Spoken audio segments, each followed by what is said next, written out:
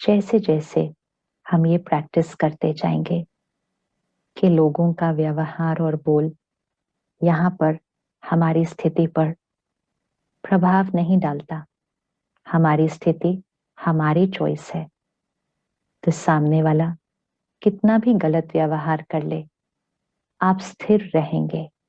आप स्थिर रहकर उनको दुआएं भेजेंगे। जब दोनों में से कोई एक स्थिर रहता है, शांत रहता है, दुआएं भेजता है, तो रिश्तों में कभी गांठें नहीं आ सकती। जब कोई हमारे साथ गलत व्यवहार करता है तो हमें सबसे इम्पोर्टेंट चीज ये याद रखना होगा कि जो उस क्षण गलत व्यवहार कर रहा है वो अपने मन में उस क्षण सुखी नहीं है, खुश नहीं है। वो हमें दुख नहीं दे रहे, वो खुद दुखी है। वो हमें दर्द नहीं दे रहे, वो खुद दर्द में है। We need to remember that. वो हमें हर्ट नहीं कर रहे, वो अंदर खुद हर्ट है। कई बार ये देखना बड़ा मुश्किल लगता है क्योंकि उनका व्यवहार शोर मचाने का, चिल्लाने वाला होता है, कुछ गलत करने का होता है। तो हमें लगता है ये कौन से दुख दर्द में है, ये तो शोर मचा रहे हैं। शोर मचाना, चिल्लाना, झूठ बोलना, डोमिनेट करना, ये दर्द है।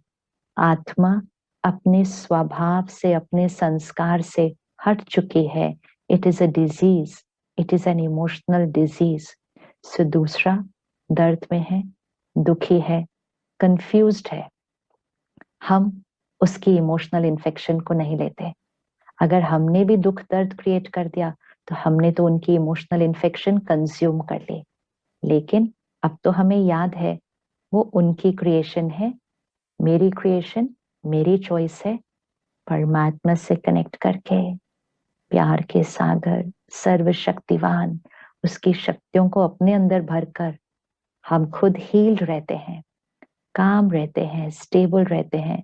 ऐसा नहीं कि हम पहले हर्ट क्रिएट करते हैं फिर हम उसको ठीक करते हैं।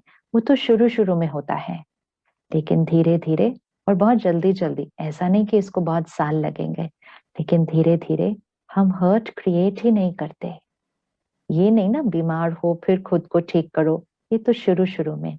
फिर नेक्स्ट स्टेज क्या आएगी, इतनी पावर यहाँ बढ़ जाएगी कि बीमार होंगे ही नहीं, क्योंकि मन ने सही बोलना सीख लिया है।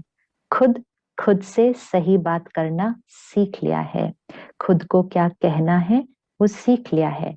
तो क्या कहना चाहिए खुद को उस समय, मैं शक्तिशाली आत्मा हूं। ये इस समय परेशान है, दुखी है, या अपने किसी संस्कार के परवश है। सामने वाला भी तो अपने किसी संस्कार का गुलाम होता है। कुछ लोग झूठ बोलने के संस्कार के गुलाम होते हैं। ऐसी गुलामियां कई हैं। तो सामने वाला इस समय अपने संस्कार के गुलाम है, वो दुखी है, वो इमोशनली तो बीमार है। It's nothing about me, it's about them, it's about them. वो मुझे दुख नहीं दे रहे, वो दुखी हैं।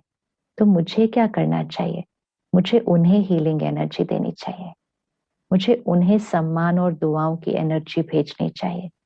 बस 30 सेकेंड्स, 1 मिनट के लिए कीजिएगा। जहां भी बैठे हैं, कहीं भी बैठे हो। कभी कभी तो रास्ते में झगड़े हो जाते हैं, कोई कुछ बुरी तरह से बोल देता है, कभी ट्रेन में, कभी फ्लाइट में, कभी रोड पर, वहां भी ऐसी बातें हो जाती हैं और हम रिएक्ट कर देते हैं। अब नहीं, now I am the master. एक क्षण के लिए तुरंत मन को क्या समझाना है, वो उसका व्यवहार है। I am a powerful soul, परमात्मा मेरे साथ है, शक्तियां, दुआएं और सम्मान उनके लिए। Just radiate that pure powerful energy to them. तो उनकी इन्फेक्शन हमारी एनर्जी फील्ड में नहीं आएगी, लेकिन परमात्मा की एनर्जी हमारी एनर्जी फील्ड से उनकी तरफ चली जाएगी। दोनों में से एक होना है ना, या तो उनकी एनर्जी हम पर हावी हो जाती है या फिर हमारी एनर्जी उन पर हावी हो जाएगी। और हमारी एनर्जी में किसकी एनर्जी है, भगवान की एनर्जी है, परमात्मा की एनर्जी है। हम उसके बच्चे हैं और हमें ये बात याद है। वो इस समय भूल चुके हैं, हमें तो याद है ना। तो याद करके, याद रख के वो एनर्जी उस समय उनको भेजे। तो चाहे कोई पुरानी गांठें हैं उन्हों को खोल लीजिए, चाहे सारा दिन में जो नए व्यवहार है उस पर अटेंशन रखिए। कोई पुरानी बात है जो क्षमा नहीं कर पा रहे, कुछ दिनों के लिए रोज ये करिए। जैसे अभी हमने मेडिटेशन में किया ना कि परमात्मा की दुआएं और शक्तियां उनकी तरफ, और फिर एक थॉट क्रिएट कीजिए, आई फॉरगिव यू। हमने कई सालों से कहा I can not forgive you, हमने कई सालों से कहा आई कैन नॉट फॉरगेट। अब हम कहेंगे I forgive you, I have forgotten what has happened. मैं आपको क्षमा करती हूँ, मैं उस बात को भूल चुकी हूँ। भूलने की कोशिश नहीं कर रहे, मैं उस बात को भूल चुकी हूँ। क्या ये इतना सहज है? हाँ, ये बहुत सहज है, क्योंकि हमारा कहना कौन मानता है? हमारा मन। I have to be only very careful कि मैं अपने मन को क्या इंस्ट्रक्शन देती हूँ। अपने मन को कहिएगा, मैं उस बात को भूल चुकी हूँ, वो बात खत्म हो चुकी है, स्वाहा, it's over, past is past, it's finished, full stop. जैसे दूसरों को बताते हैं, छोड़ दो ना, खत्म हो गई बात, क्यों पकड़ के रखी है, लेट इट गो। सामने वाला कहता है, ऐसे कैसे छोड़ दो, इतनी बड़ी बात थी।